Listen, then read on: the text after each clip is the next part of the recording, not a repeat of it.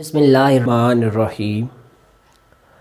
Students, आज के orientation lecture के अंदर हम डिस्कस करने वाले हैं एक नए कॉन्सेप्ट को जो कि मोशन के ही रिलेटेड है। आज का हमारा जो टॉपिक है वो मोमेंटम है। तो आइए चलते हैं, देखते हैं मोमेंटम क्या है।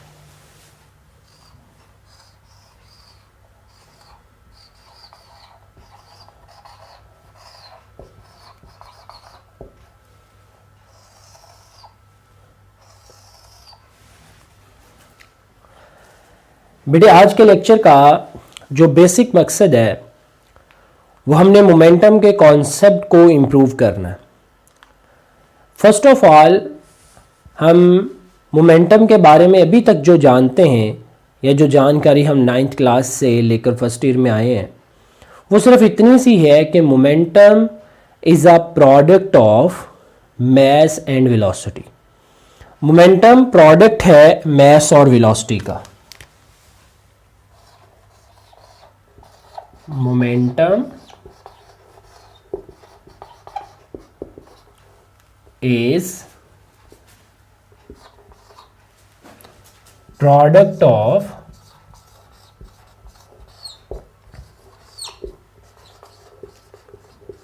mass and velocity। मोमेंटम को हम P के साथ रिप्रेजेंट करते हैं और इसका जो फॉर्मूला बनेगा हमारे पास, फॉर्मूला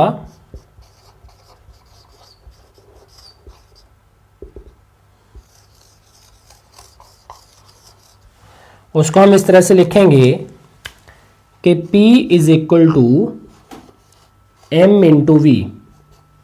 मैस और वेलोसिटी का प्रोडक्ट मोमेंटम कहलाएगा। मैंने P और V के ऊपर जो है वो वेक्टर के निशानात डाले हैं, जिससे ये शो होता है कि मोमेंटम एक वेक्टर क्वांटिटी है और इसकी direction same as the direction of velocity होगी। मैस स्केलर क्वांटिटी होगी और वेलोसिटी की ही सिमत में मोमेंटम आएगा। मोमेंटम को मेजर करने के लिए इसका यूनिट के ऊपर हम बात करें तो इसका यूनिट बेटे P is equal to mv है, तो किलोग्राम मीटर पर सेकेंड इसके यूनिट आ जाएंगे, यानी जो इसके SI यूनिट होंगे। SI यूनिट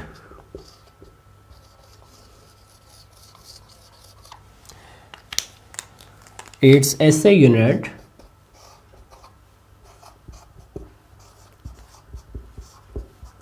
इज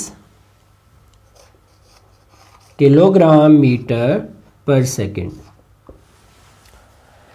ये वो जानकारी है जो हम मेट्रिक क्लास से लेकर फर्स्ट ईयर के अंदर जो है वो आते हैं। अब हम इस चीज़ के बारे में एक चीज़ बयान करते हैं कि इसके फॉर्मूला से चूँकि हमें ये चीज़ शो हो चुकी है कि momentum is a product of mass and velocity, तो बेटे ये बात 100% श्योर है कि जब तक किसी बॉडी की वेलोसिटी होगी तो उस चीज़ का मोमेंटम होगा। अगर वेलोसिटी नहीं होगी तो हम मानेंगे कि उसका मोमेंटम नहीं है। तो momentum is always related to velocity. Velocity momentum के साथ और मोमेंटम वेलोसिटी के साथ जो है वो आपस में इंटरलिंक्ड है। अब जो चीज़ एक्चुअली में मूव कर रही है वो चीज़ मोमेंटम कैरी करती है, क्योंकि every body that have mass and get in motion और उस चीज़ के पास मोमेंटम ज़रूर होगा। इवन डैट कि कहा जाता है कि जो मैसलेस पार्टिकल्स हैं यानी एनर्जी पार्टिकल्स, जब वो मूव करते हैं तो वो भी मोमेंटम कैरी करते हैं। तो अब हम इस चीज़ के बारे में 100% श्योर हो जाएं कि anything that are in moving condition having a momentum, जो चीज़ भी हरकत कर रही है उसके पास मोमेंटम ज़रूर है। तो हम इस पॉइंट को लिखते हैं यहाँ पे,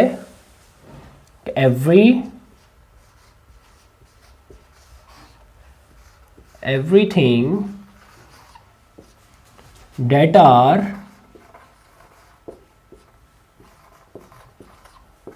in motion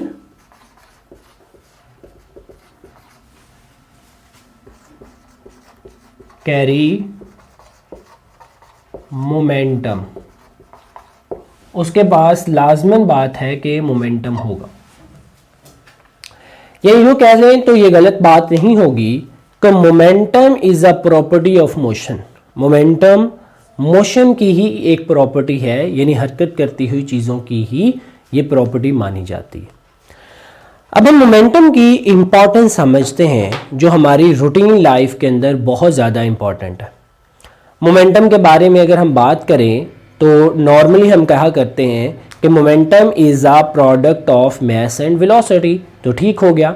इसकी इम्पॉर्टेंस क्या है, इसकी सिग्निफिकेंट क्या है, ये हम कहाँ पे यूज़ करते हैं और इसकी यूज़ करने की लॉजिक क्या है, क्यों हमें फिज़िक्स के अंदर वेलोसिटी और मास होते हुए एक नई टर्म का आगाज़ करना पड़ा मोमेंटम के नेम से।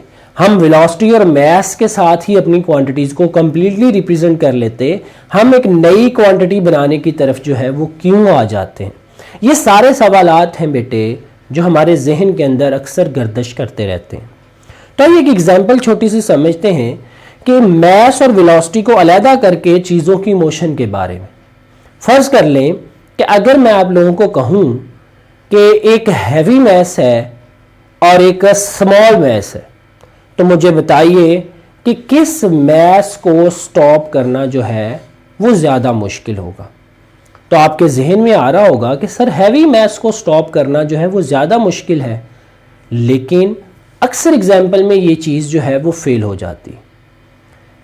स्मॉल मैसेज वाले ऑब्जेक्ट को भी स्टॉप करना मुश्किल हो जाता है। अब इसकी एग्जाम्पल इस तरह से लेते हैं कि आपके पास एक बुलेट है, यानी गोली जो फायर हुई फ्रॉम द गन, और दूसरी तरफ साइकिल है। अब इन दोनों के मैसेज को, दोनों मैसेज हैं, बुलेट भी मैस है, साइकिल भी मैस है, इन दोनों के मैसेज को कंपेयर कीजिए। बुलेट का मैस स्मॉलर है और साइकिल का मैस जो है वो ज़्यादा है, लेकिन आप साइकिल और बुलेट के सामने खड़े होने को अगर प्रेफर करें तो आप साइकिल को प्रेफर करेंगे। आप कभी भी बुलेट के सामने खड़ा होना पसंद नहीं करतेंगे। मोशन की हालत में बात कर रहा हूँ, क्योंकि हम अपनी चीज़ों को यहाँ पे मोमेंटम के अकॉर्डिंग मोशन की हालत के अंदर जो है वो स्टडी कर रहे हैं। तो मूव करती हुई चीज़ों के अंदर सिर्फ मैस को देखकर आप चीज़ों का अंदाज़ा करें तो अक्सर औकात आप धोखा खा जाते हैं। यानी आपके तसव्वुर में होता है कि भारी चीज़ को रोकना मुश्किल है, हालांकि बहुत दफ़ा जो है वो ऐसा होता है कि स्मॉल मैस को रोकना मुश्किल हो रहा होता है, जैसे कि बुलेट की एग्जांपल हमने ली।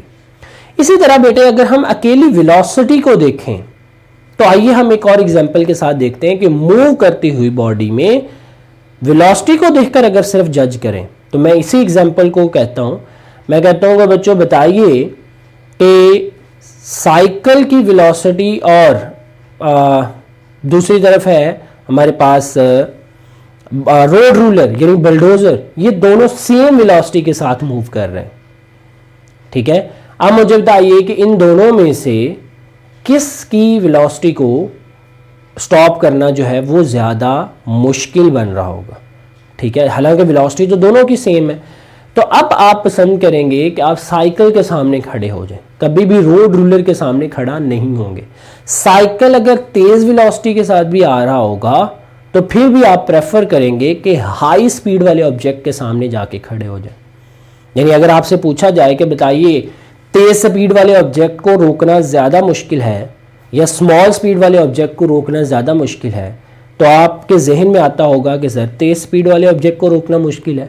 लेकिन साइकिल और रोड रूलर के अंदर जब मैं आपको फ़र्क पूछता हूँ, या motor bike even that, motorcycle और रोड रूलर के एग्जाम्पल ले लें, तो दोनों में से स्पीड मोटर बाइक की ज़्यादा है, रोड रूलर स्लोली मूव कर रहा है। लेकिन अगर इन दोनों के सामने खड़े होकर रोकने का कहा जाए तो आप कभी भी रोड रूलर के सामने खड़े होना पसंद नहीं करेंगे, इवन डैट किसकी स्पीड स्मॉल है।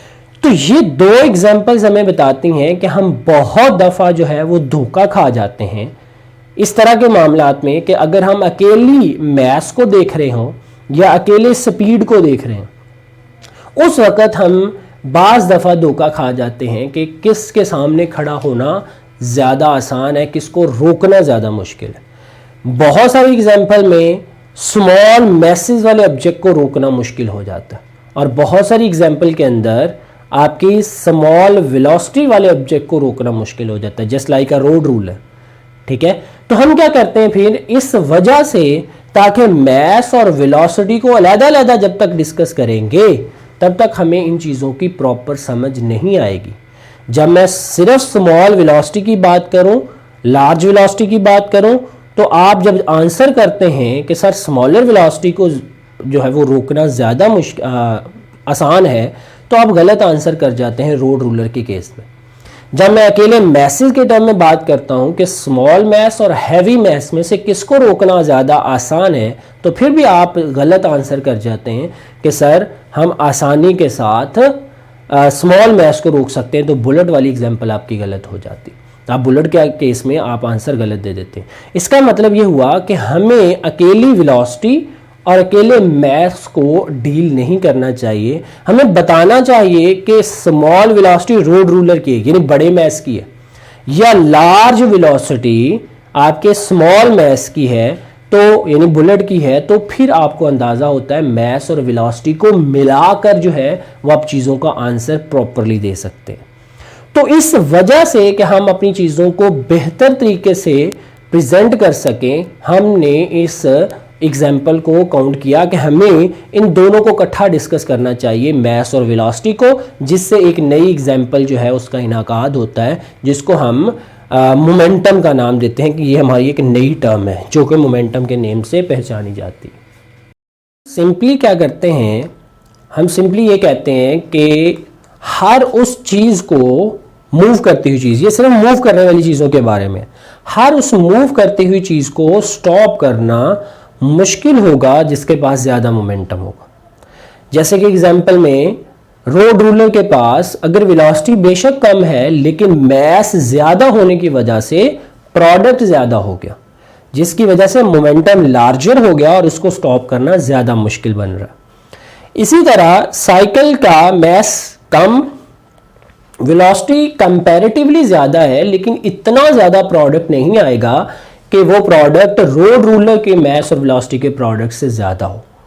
ठीक है, इसलिए फिर हम कहते हैं कि साइकिल या मोटरसाइकिल उस और रोड रूलर में से रोड रूलर का मोमेंटम ज़्यादा होगा, उसको स्टॉप करना मुश्किल होगा।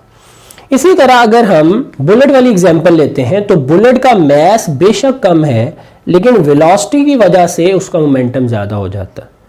ठीक है, तो हम इन दोनों चीज़ों का प्रोडक्ट करके नेट रिजल्ट जो है वो बनाएंगे और उस नेट रिजल्ट से बताएंगे कि चीज़ों को मुश्किल से स्टॉप होती हैं या आसानी से स्टॉप हो जाती हैं। तो इस चीज़ के बारे में हम ये लाइन लिखते हैं कि लार्जर द मोमेंटम,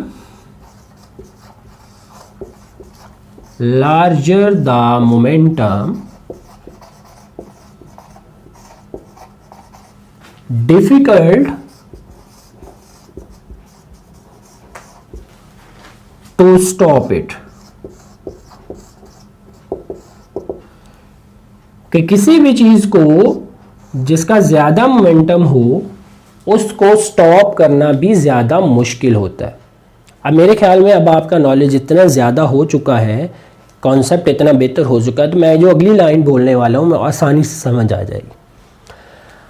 अगर आप किसी चीज़ को जो रुकी हुई है उसके पास ज़ीरो मोमेंटम है, स्टॉप हुई हुई चीज़ के पास कोई मोमेंटम नहीं होता। अगर आप किसी रुकी हुई चीज़ को मूव करवाना चाहते हैं तो क्या होगा, उसको आप मोमेंटम देना चाहते हैं। तो जितनी ज्यादा आप उसको वेलोसिटी देंगे, यानी मोशन करवाएंगे तो वेलोसिटी देंगे, जितनी ज्यादा वेलोसिटी देंगे उतना ज्यादा आप एक्चुअली में उस बॉडी को मोमेंटम दे रहे हैं। तो अगर हमने किसी चीज को, किसी बॉडी को मूव करवाना है, मोशन के अंदर लेके आना है, तो मूव करती हुई बॉडीज को मोमेंटम देना पड़ता है, तो उसके लिए हमें फोर्स अप्लाई करनी होगी। तो मैं क्या कहता हूं इस चीज को कि अगर हमने किसी चीज को ज्यादा वेलोसिटी देनी है, ज्यादा मोशन देनी है, तो हमें ज्यादा कुव्वत लगानी पड़ेगी, ज्यादा फोर्स लगानी पड़ेगी। और अगर हमने किसी बॉडी को कम वेलोसिटी देनी है, यानी कम मोशन देनी है, तो कम फोर्स से काम चल जाएगा। तो इस चीज की उल्टी ट्रांसलेशन करें, जैसा हमने कहा था कि larger the momentum difficult to stop, इसी तरह आप कहते हैं कि अगर आपने लार्ज मोमेंटम किसी बॉडी को देना है तो इट रिक्वायर्ड लार्जर फोर्स, उसको ज्यादा फोर्स देनी पड़ेगी। यानी डिफिकल्ट टू मूव, जिस बॉडी को ज्यादा मोमेंटम देना है उसको मूव करना भी उतना ही मुश्किल होगा, यानी उतनी ज्यादा वेलोसिटी देनी पड़ेगी। बस बात में इतना फर्क है कि रेस्ट वाली ऑब्जेक्ट का कोई मोमेंटम नहीं होता। आपने ज्यादा वेलोसिटी देनी है तो ज्यादा फोर्स लगानी पड़ेगी उसको मूव करवाने के लिए। अगर आप ज्यादा मोमेंटम से बॉडी मूव कर रही है तो ज्यादा फोर्स लगा के ही उसको स्टॉप करना पड़ेगा। तो ये इनके दरमियान में आपस में लिंक्ड हो गया कि जितना ज्यादा मोमेंटम देना चाहते हैं उतनी ज्यादा फोर्स दें उसको मूव करवाने के लिए। इसी तरह जितनी ज्यादा मोमेंटम बॉडी कैरी कर रही है उसको उतनी ही ज्यादा फोर्स के साथ स्टॉप किया जा सकता है। तो मैं अगली लाइन ये लिखता हूं कि if you want to give, अगर आप देना चाहते हैं द लार्जर मोमेंटम, ज्यादा मोमेंटम किसी बॉडी को, रिक्वायर्ड द लार्जर फोर्स, तो ज्यादा फोर्स आपको उसमें देनी पड़ेगी, ज्यादा फोर्स लगानी पड़ेगी। तो हम कहते हैं larger force required to move with large velocity। Large velocity में लिख रहा हूं तो इसके आगे मैं लिख देता हूं कि मोमेंटम, यानी एक्चुअली में आप उसको ज्यादा मोमेंटम देंगे ज्यादा फोर्स लगाने से। तो क्या रिलेशन इन दोनों का बन गया आपस में कि अगर आप ज्यादा मोमेंटम वाली बॉडी को रोकना चाहते हैं तो आप मोमेंटम चेंज कर रहे हैं, क्योंकि वेलोसिटी चेंज कर रहे हैं। जब आप किसी बॉडी को रोकेंगे तो डेफिनेटली वेलोसिटीज को चेंज करेंगे। तो अगर आप वेलोसिटी में ज्यादा चेंज करना चाहते हैं तो फिर क्या करना है, आपने उस बॉडी को, जिस बॉडी की वेलोसिटी को आपने चेंज करना है उसको ज्यादा फोर्स लगानी पड़ेगी। वेलोसिटी को चेंज करना तो क्या मैं बेटे कह सकता हूं कि मोमेंटम को चेंज करना। जिस बॉडी के मोमेंटम को ज्यादा चेंज करना है उस बॉडी के ऊपर ज्यादा फोर्स लगानी पड़ेगी।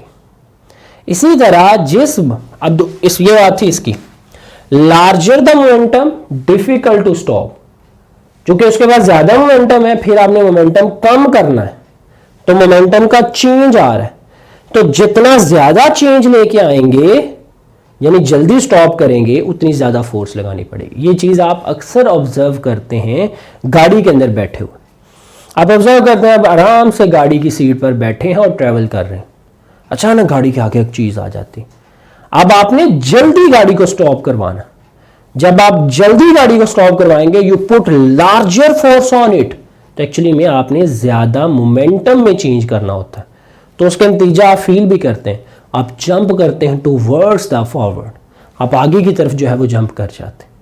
ठीक है, क्योंकि आपका मोमेंटम चेंज आया तो आपकी बॉडी के ऊपर भी फोर्स लगी। ठीक है, अब यहां पे कि ज्यादा मोमेंटम में चेंज, जल्दी गाड़ी को स्टॉप करना है तो ज्यादा फोर्स पुट करनी पड़ेगी। इसी तरह अगर आपने गाड़ी को रेस्ट हालत में है तो जल्दी मूव करवाना, जिसका मतलब अब भी आप ज्यादा मोमेंटम में चेंज करना चाहते हैं तो आपको ज्यादा रेस देनी पड़ती है, यानी एक्सेलरेटर पर पैर रखना पड़ता है, उसके नतीजे में भी आपको ज्यादा फोर्स पुट करनी पड़ती है। तो नेक्स्ट है कि बेशक वो एग्जांपल हो रोकने की तब भी मोमेंटम चेंज होता है, बेशक वो एग्जांपल हो गाड़ी को चलाने की तब भी मोमेंटम चेंज होता है। इन दोनों सूरतों में जो मोमेंटम का चेंज है ये डायरेक्टली प्रोपोर्शनल है फोर्स के, तो आपको उतनी ज्यादा फोर्स, और इनवर्सली प्रोपोर्शनल है टाइम के, कि आपने जल्दी गाड़ी को स्टार्ट करना है या जल्दी गाड़ी को रोकना है तो you must require the larger force. तो टाइम जितना कम होगा उतनी ज्यादा फोर्स लगानी पड़ेगी, मोमेंटम का चेंज जितना ज्यादा होगा उतनी ज्यादा फोर्स लगानी पड़ेगी। तो आइए बच्चों इस चीज को एक फार्मूले से प्रूव कर लेते हैं।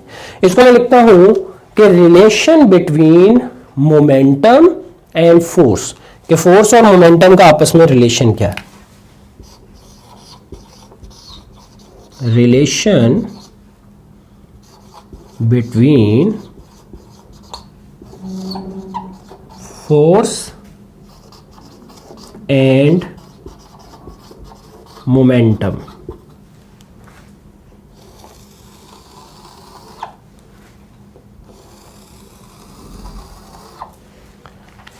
Let's consider that कि हमारे पास एक गाड़ी है, इट मूव्स, ये बस ही है, it moves with velocity vi, initial velocity के साथ हरकत कर रहे। इसके आगे अचानक कोई चीज आती है तो इसको रोकना है, तो देन यहां पे जाके इसको स्टॉप करना पड़ा,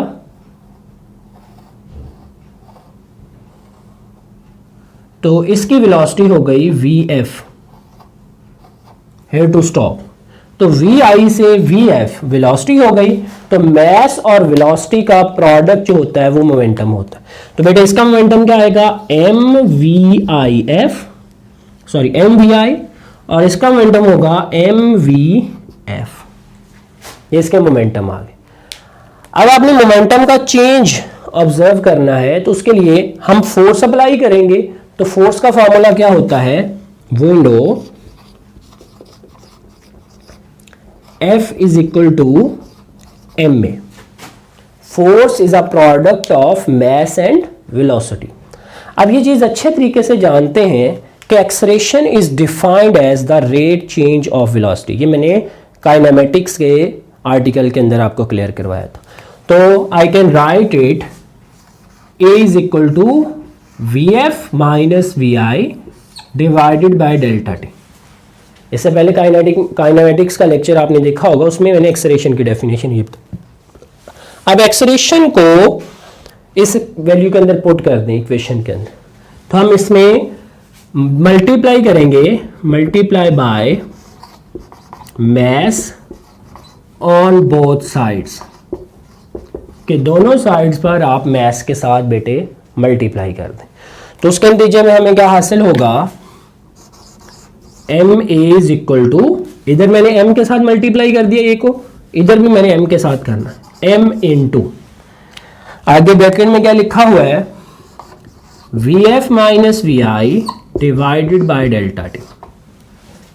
ठीक है, यानी ये चीज इसके साथ मैंने एम को मल्टीप्लाई कर, इधर भी ए के साथ मैंने एम को मल्टीप्लाई कर, तो जिधर ए के साथ मल्टीप्लाई किया ये तो बन जाएगी फोर्स F, और M पहली रकम के साथ मल्टीप्लाई होगा, फिर दूसरी के साथ मल्टीप्लाई होगा, ये बनेगा mvf minus mvi divided by delta T. तो ये रिलेशन आप जरा देखिएगा, ये रिलेशन क्या प्रूव कर रहा है कि force is inversely proportional to time. जो बात आपने इधर कही थी कि जितनी ज्यादा जल्दी के साथ आप चीज को मूव करवाना चाहते हैं या स्टॉप करवाना चाहते हैं, तो जितना टाइम कम होगा उतनी ज्यादा फोर्स पुट करनी पड़ेगी।